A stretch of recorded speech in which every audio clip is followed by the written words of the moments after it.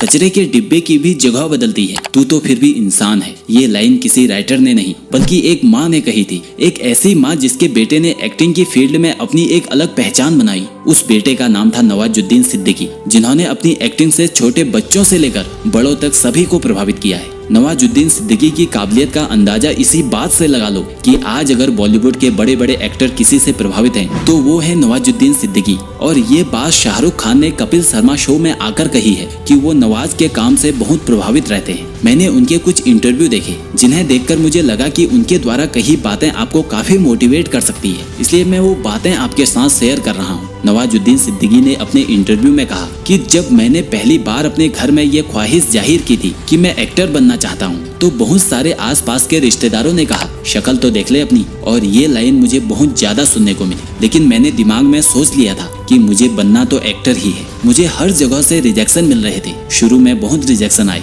Even यहाँ तक कि जब मैं गैंग ऑफ वासेपुर की शूटिंग कर रहा था तो लोग पूछते थे कि इस फिल्म का हीरो कौन है, तो आसपास वाले लोग बोलते कि ये है हीरो नवाजुद्दीन सिद्दीकी। तो वो लोग मुझे देखकर बोलते कि ये पिक्चर नहीं चलेगी। लेकिन हंसी की बात तो ये है कि जो ये सब बोल रहा था वो लुक में मेरे से भी गया गुजरा था। तो ये एक्चुअली इंडस्ट्री की प्रॉब्लम है और पूरे देश में यही होता है कि हीरो तो गोरा चिट्टा, अच्छी बॉडी वाला और अच्छी हाइट वाला हो। मुझे इस बात का दुख होता था कि मैं हीरो क्यों नहीं बन सकता। थैंक गॉड वक्त लगा, लेकिन आज मेरी सारी फिल्में एज ए हीरो आ रही है। और फेस कलर को लेकर शुरुआती दौर में बहुत प्रॉब्लम आई, बहुत आलोचनाओं का सामना करना पड़ा। उस दौरान मैंने लाइफ में अपने आप को कॉम्प्रोमाइज कर लिया था कि 2-3 रोल तो मिलेंगे ही, और मैं उसी में खुश हो गया। मेरा सपना नहीं था कि कल को मैं बड़ा कुछ बनूंगा या मुझे सक्सेस मिलेगी। ऐसी सोच को मैंने अपनी दिमाग से निकाल दिया था। मुझे लगता था कि रोल तो रोल होता है, चाहे छोटा हो या बड़ा, लेकिन उसको कितने अच्छे तरीके से करना है वो मेरे दिमाग में रहता था। आगे वो कहते हैं कि इस फील्ड में बहुत साल लगा दिए थे तो मेरे पास कोई और ऑप्शन नहीं था। आई थिंक आप जो करना चाहते हैं वही करो। अगर आप दूसरा ऑप्शन रखते हैं तब डिफिकल्ट हो जाता है। अगर मेरे पास भी दूसरा ऑप्शन होता तो शायद मैं बहुत जल्दी मुंबई से वापस चला जाता। इसलिए मैंने अपने आप को कोई दूसरा ऑप्शन दिया ही नहीं और सोचने लगा कि करना है तो यही करना है, इसके अलावा कुछ नहीं। चाहे 25 साल में सक्सेस मिले या 30 साल में। कई बार मेरे दिमाग में नेगेटिव थॉट भी आते थे क्योंकि मुंबई में सर्वाइवल की भी प्रॉब्लम होने लगी थी। लेकिन अगर मैं फिर से वापस गाँव चला जाता तो लोग भी बोलते कि हमने तो बोला ही था कि शक्ल तो देख ले अपनी, कुछ नहीं होगा मुंबई में। यही सोच कर मुझे शर्म आती थी। अपनी लाइफ में मैंने पैसे को बहुत ज्यादा इंपॉर्टेंस नहीं दी। मुझे लगता था कि आप इस लायक बन जाओ कि पैसा आपके पीछे आए। नवाजुद्दीन सिद्दीकी कहते हैं कि खाली बैठने वाला जो टाइम होता है उससे बड़ा डर लगता है। मुझे पहले इस चीज को लेकर कॉन्फिडेंस नहीं था, लेकिन अब बहुत अच्छा लगता है क्योंकि अपनी लाइफ के 10 से 12 साल ऐसे गुजरे हैं कि उस टाइम जिंदगी में कई बार अप एंड डाउन आए, इतनी मुश्किलों से लड़ा। और अब जब लोग मिलने आते हैं तो डेफिनेटली ये लगता है कि लोग आपके काम को अप्रिशिएट कर रहे हैं। और जिस तरीके से लोग मुझसे मिलते हैं तो कहीं ना कहीं ऐसा लगता है कि उनके दिल में मेरे लिए बहुत इज्जत है। और वो शायद इसलिए कि कहीं ना कहीं जब 20 साल पहले मैंने खुद को कमरे में बंद करके 18-18 घंटे मेहनत की थी तो शायद उसका यही नतीजा है। और अंत में उन्होंने कहा कि मैं उन लोगों को बताना चाहता हूँ जो मेरी तरह डिप्रेस्ड हो रहे हैं, कभी कलर को लेकर या किसी और चीज को लेकर, वो भी इस पर ध्यान न दे क्योंकि फेस कलर से कुछ नहीं होता। अल्टीमेटली आपके काम से होता है और आपकी जो ब्यूटी है वो कहीं ना कहीं आपके अंदर है। दोस्तों, नवाजुद्दीन सिद्दीकी को भी अपनी लाइफ में काफी मुश्किलों का सामना करना पड़ा, लेकिन उन्होंने कभी भी आत्मविश्वास नहीं खोया, सिर्फ और सिर्फ अपना ध्यान काम में लगाए रखा। इसलिए आज वो फिल्म जगत के एक सक्सेसफुल एक्टर है। तो दोस्तों, कमेंट करके जरूर बताना कि आपको अगली वीडियो किस टॉपिक पर चाहिए, और ऐसी ही वीडियो देखने के लिए इस चैनल को सब्सक्राइब करके बेल आइकन प्रेस करें। आपसे अगली वीडियो में फिर मुलाकात होगी।